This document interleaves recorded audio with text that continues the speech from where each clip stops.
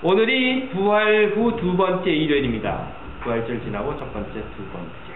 성서의 그 전개되는 방식을 따라보면요, 오늘은 예수께서 부활하신 후에 40일 동안 제자들과 함께 세상에 있었다라고 하는 그 기간입니다. 부활 후에 제자들과 함께 있으면서 삶의 모습을 가르쳐 주었다고 하는 것이죠. 그 이야기는 이런 경우에는 이렇게 하고 저런 경우에는 저렇게 하고 이런 일이 생기면 이렇게 저런 일이 생기면 저렇게, 또는 이런 생각이 이런 마음이 이런 유혹이 들거나 또는 이런 시험이 이런 어려움이 들면 이렇게라고 하는 삶의 한 가지 그 삶의 모습과 방법을 가르쳐 주는 이야기입니다. 즉 삶의 매뉴얼을 가르쳐 주시는 시간이라고 보시면 됩니다. 여기 처음 오시는 분들이 대부분 하시는 일이 있어요. 과거를 준비하는 거죠. 물론 이제 재정적으로 여유가 펑펑 있으신 분들 같으면 가오점에 와서 이거 딱 가지고 와. 그래서 집에 배달 오면 여기다 놔. 이렇게 하면 되겠지만 우리가 그렇게 여유가 많은 사람들이 아니기 때문에 결국은 할 수 있는 게 조립식 가구를 사는 겁니다. 가서 직접 조립식 가구를 사가지고 와서 집에서 조립을 하는 거죠. 글쎄요, 뭐 이공계 출신들은 포장 뜯자마자 조립도부터 딱 꺼내고 설명서 조그만 글씨까지 다 읽은 다음에 조립을 시작하시겠지만, 저 같은 경우는 괜히 아는 것도 없이 잘난 척하는 저 같은 사람들은 포장 딱 뜯고 난 다음에 그 안에서 나오는 설명서 있으면 한쪽에다 딱 튀어놓고 이거 내가 할 수 있어 그리고 막 시작을 합니다. 어찌 해가지고 뭐 모양은 만들어지죠. 그럼 다 만들고 나서 보면 여기 나무 쪼가리 하나 남았네. 이건 어디 들어가는 거지? 아니면 뭐 나사가 한 6개쯤 남아있거나 뭐 이렇게 되는 거예요. 그러면 방법은 둘 중에 하나입니다. 하나는 다 뜯고 다시 만들든지, 아니면 그냥 써요. 쓰다가 한쪽에 뭐 서랍이 안 나오거나 뭐 삐걱삐걱 거리고 망가지고 부서지면 그때서 다시 뜯거나, 둘 중에 하나입니다. 왜 이런 일이 일어나는가? 매뉴얼을 보지 않기 때문에 그래요. 매뉴얼을 보지 않고 만들다 보니까 이런 문제가 생기는 겁니다. 매뉴얼이라고 하는 것은요, 그 제품을 만든 사람이 함께 만든 거죠. 그래서 제품이 어떻게 만들어졌는지에서부터 시작해서 제품의 특성, 어떻게 조립해야 되는지, 또 어떻게 사용해야 되는지 하는 것들을 다 설명해 놓은 것입니다.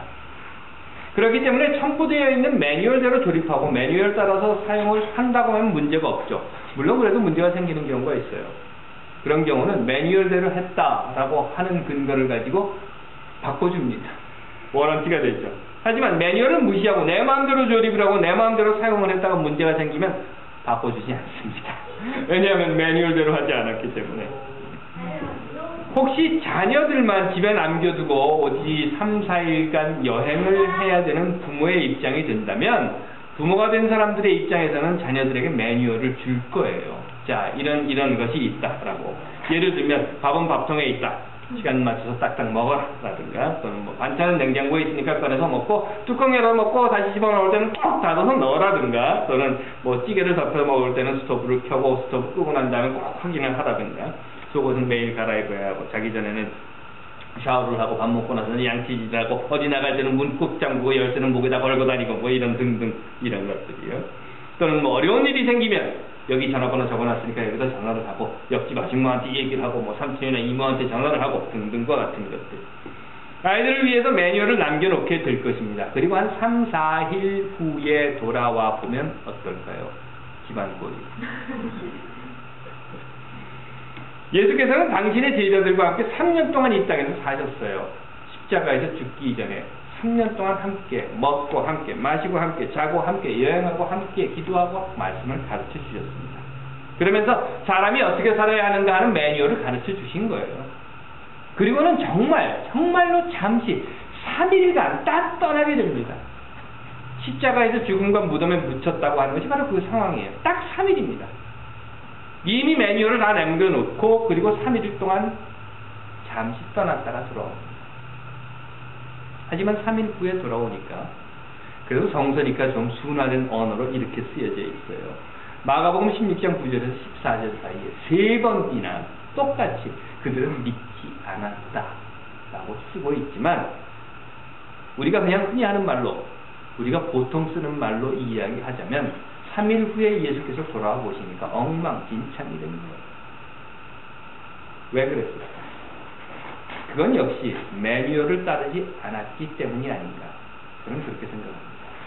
그리고 매뉴얼을 따르지 않은 그 제자들의 삶의 모습은 이런 것들이 나타났어요. 근심, 두려움, 또는 허탄함, 어처구니 없음, 또는 기이함, 야 이거 참 신기한데 하는 정도의 생각.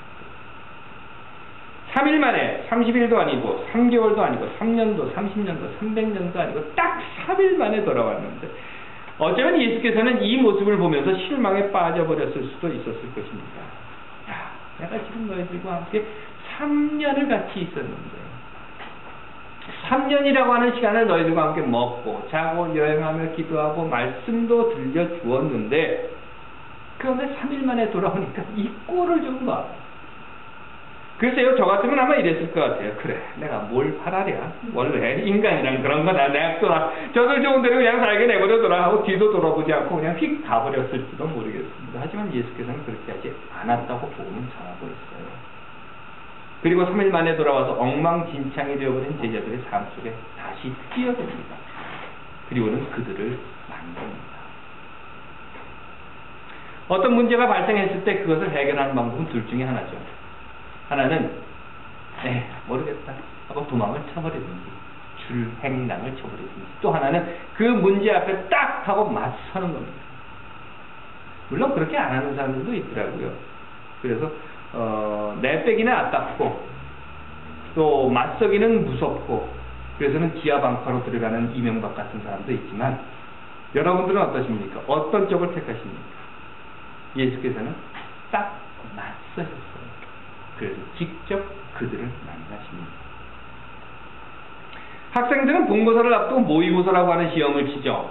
그간 열심히 공부했고 그 닦은 실력이 어느 정도인지를 알아보기 위해서 미리 보는 시험입니다. 본고사는 따로 있습니다. 이건 모의고사입니다. 왜 이런 시험을 치르는가 하면 본고사를 대비해서 내가 얼마나 배웠고 얼마나 알고 있고 또 어떤 것이 부족한가 하는 것을 미리 알아보기 위한 것입니다. 혹시 예수께서 그렇게 하신 것은 아닌가 생각이 들어요. 자, 내가 잠깐 3일 갔다 올게. 그동안 너희 모의고사 보고 있어. 그리고 돌아와서 보니까 예수의 제자들은 모두 다 불합격이 되어버리고 말았던 겁니다. 결국 예수께서는 이 불합격한 사람들을 다시 만나요. 막달라 마리아와 야고보의 어머니 마리아, 그리고 살로메를 만납니다. 그들은 희망이라고 하는 과목에서 불합격한 사람들이었어요. 그들은 향품을 가지고 무덤으로 갑니다.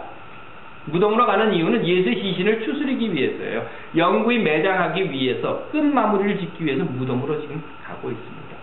예수의 삶을 이제 끝내버리고, 그의 사역을 끝내버리고, 그의 기도와 그의 가르침과 그가 보여주었던 기적과 그가 주었던 사랑과 그가 들려주었던 말씀과 그 모든 그와의 연결되어 있는 삶의 모습들을 저 먼 아득히 옛날의 추억으로 돌리고 이제는 끝 하고 마감하려고 무덤으로 갑니다. 마치 연극이 끝나고 나서 막이 탁 내리고 나면 거기에서 자, 이제 연극 끝났다, 일어나자 하고 툭툭 털고 일어나서 집으로 돌아가 버리는 관객들처럼, 자신의 삶의 자리에서 자신의 직장으로 다시 돌아가 버리는 그들처럼, 아, 예수 이제는 끝났다, 끝났으니 잘 묻어서 집어넣어놓고 우리는 집으로 돌아가자 하는 마음으로 무덤으로 갑니다. 희망의 끈을 놓아버린 사람입니다. 그런데 예수는 바로 그들 앞에 딱 나서게 됩니다.